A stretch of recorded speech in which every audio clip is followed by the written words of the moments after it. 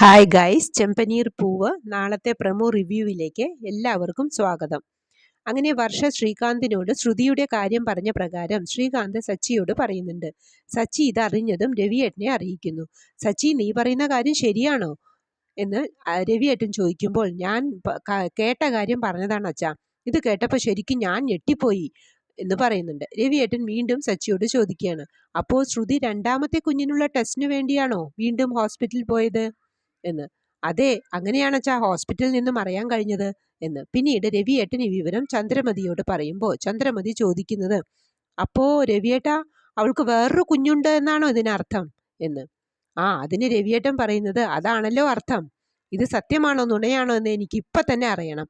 അത് അവളോട് തന്നെ ചോദിക്കണം എന്ന് പറഞ്ഞ് കലി തുള്ളി സുധി ഒക്കെ തള്ളി മാറ്റി, ശ്രുതി, നീ ഇങ്ങോട്ട് വരുന്നോ അതോ ഞാൻ അങ്ങോട്ട് വരണോ എന്ന് ചോദിക്കുന്നു. അത് കേട്ടതും ശ്രുതി മുകളിൽ നിന്നും താഴോട്ട് ഇറങ്ങി വന്ന്, എന്താ അമ്മേ എന്ന് ചോദിച്ചതും, നീ എന്താടി ഈ കാണിക്കുന്നത്?